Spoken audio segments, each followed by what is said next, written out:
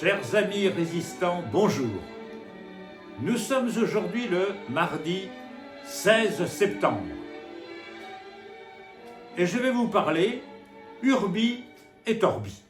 Urbi, la France, Torbi, le monde. La France a un nouveau Premier ministre, un chasseur, nommé Le Cornu, qui est en fait un enfant du président. C'est un homme qui lui est tout dévoué.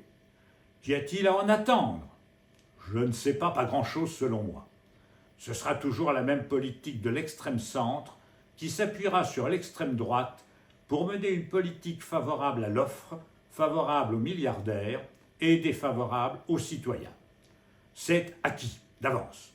La semaine prochaine, le Parlement devra débattre, ou devrait, plutôt au conditionnel, débattre sur la pétition contre la loi Duplon qui a recueilli plus de 2 millions de signatures. Eh bien, il est probable, il est quasi certain que l'affaire sera enterrée par les dociles relais de la FNSEA et du MEDEF qui veulent retirer toutes les normes et tout arranger pour les affaires d'abord. Donc, il n'y a pas beaucoup d'espoir à attendre de cette situation. Que se passera-t-il? Il est probable que dans quelques semaines, les oppositions coalisées feront tomber ce gouvernement et qu'à l'automne, peut-être vers novembre ou décembre, il y aura dans ce pays des élections législatives.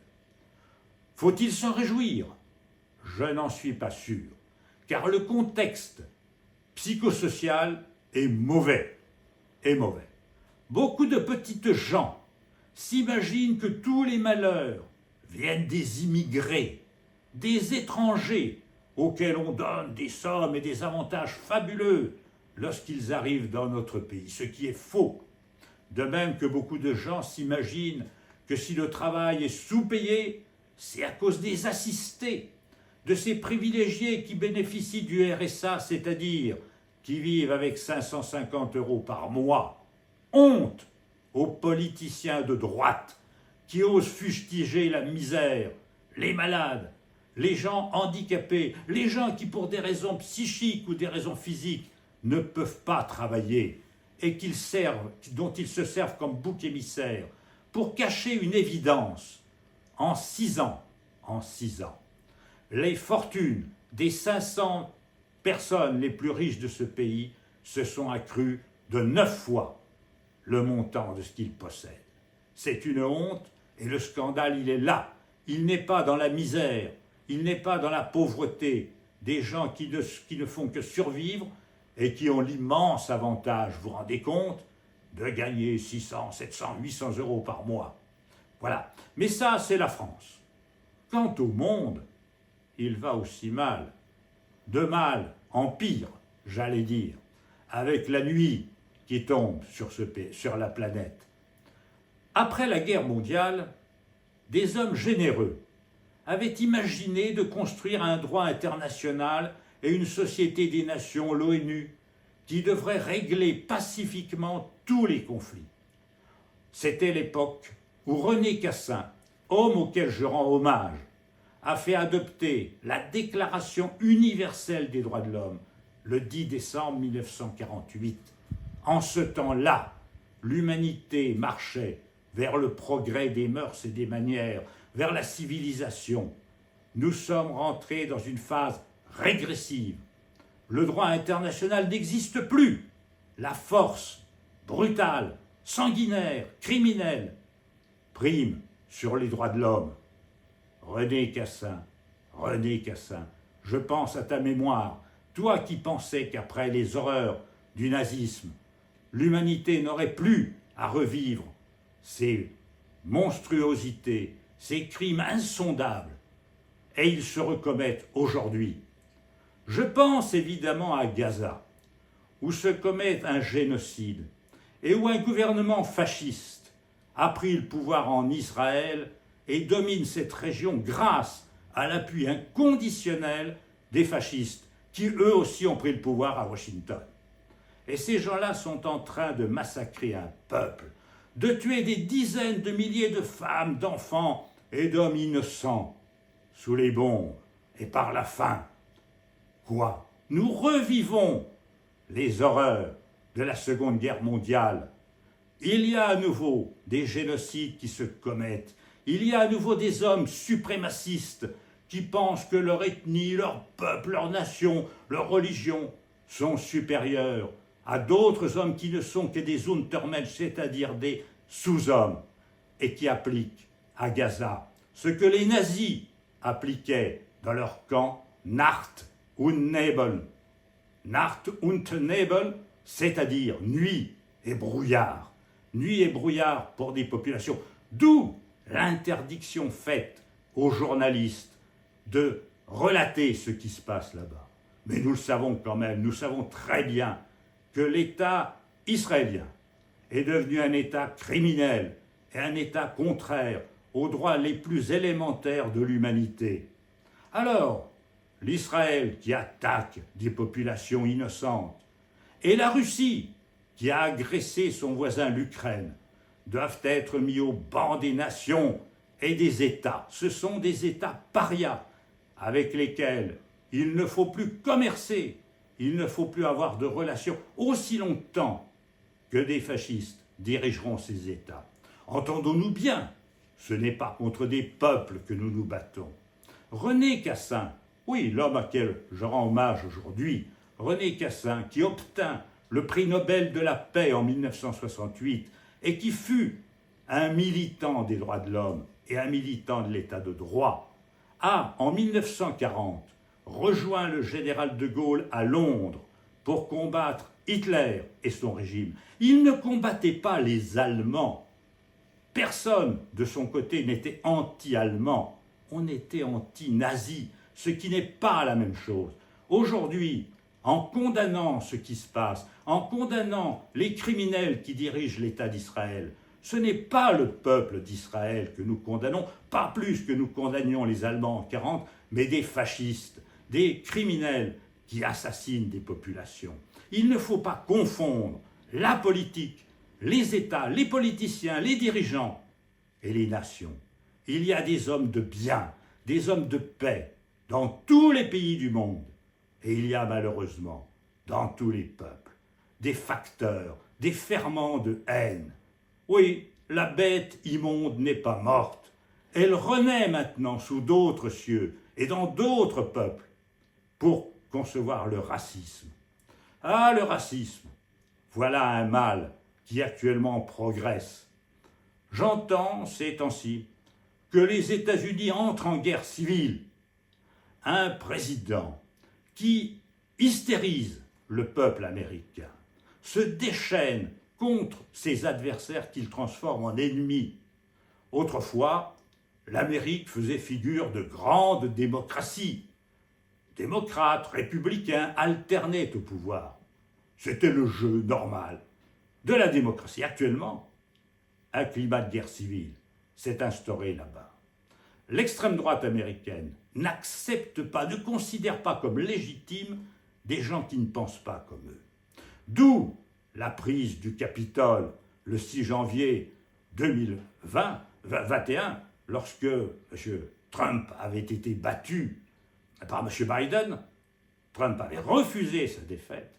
Et depuis, il y a ce climat haineux, épouvantable, qui fait que des hommes tuent des hommes dans tous les camps. Les États-Unis revivent ce que nous avons vécu dans les années 30. Comme je le disais, vous voyez, mes chroniques se suivent mais se trouvent illustrées finalement, chaque jour un peu plus, par les faits divers. Et je voudrais vous raconter l'histoire donc d'un homme qui était un Allemand. Il s'appelait Horst Wessel. Horst Wessel était un militant SA, un militant nazi. Et en 1930, en Allemagne, il y avait des milices qui se battaient. Des milices de droite, dont les SA et les SS, et des milices de gauche, que le Parti communiste et même les sociodémocrates avaient aussi des milices. Et ils s'entretuaient. 70 à 80% des crimes étaient commis par les nazis. Mais les communistes n'étaient pas en reste. Et le 23 février 1930, un jeune hitlérien qui s'appelait Horst Wessel a été assassiné. Il a été tué. Il avait conçu une chanson. Et cette chanson est devenue l'hymne des hitlériens. C'est le Horst Wessel Lied. Lied en allemand, ça veut dire chanson. Horst Wessel Lied, c'était la chanson des nazis. Je vous parle de Horst Wessel parce que je fais un rapprochement que certains d'entre vous vont très bien comprendre avec ce qui se passe actuellement. Voyez-vous, le meurtre politique est inadmissible, qu'il soit individuel ou qu'il soit collectif. Lorsque j'étais jeune étudiant en droit, à Lyon, j'avais fait un mémoire dans l'histoire des idées politiques et j'avais expliqué, moi qui ne suis pas un homme de droite, vous l'avez compris, qui suis un écologiste, j'avais fait un mémoire dans lequel je regrettais que le nazi Robert Brasillac, écrivain français de la collaboration, ait été fusillé en 1945. Je pense qu'on ne doit pas tuer. On ne doit pas tuer pour des idées, même nos ennemis. Il ne faut pas tuer. La vie est la valeur suprême. Et puis vous savez, il y a des gens qui pensent une chose à un moment donné de leur vie et qui, 20 ou 30 ans plus tard, pensent inversement. Regardez nos petits philosophes français, je ne veux pas citer des noms, mais combien étaient maoïstes, trotskistes, anarchistes dans les années 70-75 et sont devenus aujourd'hui des penseurs réactionnaires. J'en connais qui prônaient l'anarchie, la gauche de gauche dans les années 90 et l'athéisme, et qui maintenant prônent le souverainisme et le nationalisme et dialoguent plus volontiers avec les gens d'extrême droite qu'avec n'importe qui d'autre. Alors vous savez, je crois qu'il faut être tolérant et il faut respecter la vie. Ne tuez jamais aucune personne pour ses idées, parce qu'elle peut en changer. Et rien ne prouve que demain, cette personne ne pensera pas comme vous. Alors, le respect de la vie, c'est fondamental. C'est d'ailleurs pour ça que je suis opposant à la peine de mort, je suis opposant à la guerre et je suis opposant à la chasse. Parce que tout ce qui compte, c'est la vie et c'est le respect de tout être sensible. Alors honte aux assassins qui mènent ce monde actuellement. Honte à ces idées régressives que nous observons ici ou là. Parce que, voyez-vous, par-delà la violence, quand des hommes vous disent que des cerveaux d'un noir est inférieur au cerveau d'un blanc, quand un homme vous dit qu'il faut lapider les homosexuels, la violence, elle est là. Le meurtre, il est là. Tout est prêt pour la barbarie. Nous revivons le temps de la barbarie, prenez-en conscience. Alors, bien sûr, il y aura des élections législatives, et certains les réclament, et même demandent des présidentielles et le départ du président. Oh, je n'ai jamais été un partisan de M. Macron, que j'ai toujours considéré comme l'homme de l'argent et l'homme des lobbies. Mais quand on sait ce qui vient derrière lui, quand on est un observateur et pas un militant qui annonce qu'il va gagner, bien sûr, alors qu'il ne gagnera pas, on peut être inquiet. Et je suis inquiet pour l'avenir. Je suis inquiet et j'appelle à la constitution d'un CNR, d'un Conseil national de la résistance, qui irait de Philippe Poutou à Dominique de Villepin, à tous ceux qui ne veulent pas du fascisme, à tous ceux qui ne veulent pas que France Inter devienne européen, à tous ceux qui ne veulent pas que nous quittions la Cour européenne des droits de l'homme, à tous ceux qui veulent qu'il y ait une séparation des pouvoirs et que le juridictionnel puisse contrôler l'exécutif, à tous ceux qui ne veulent pas qu'un dirigeant se réclame du peuple en disant qu'il est le peuple et qu'il peut imposer, parce qu'il est le peuple, sa volonté aux autres. L'extrême centre est en train de putréfier la démocratie, de la sacrifier, comme l'extrême centre le fit en 1930. Et voyez-vous, quand on voit ce qui se passe avec l'autoroute A69, quand on voit ce qui se passe dans le domaine agricole, on comprend que la République est malade et qu'elle va vers sa fin. Mes amis, on se donne rendez-vous dans quelques jours pour d'autres réflexions. Vive le combat pour la vie et pour les droits humains.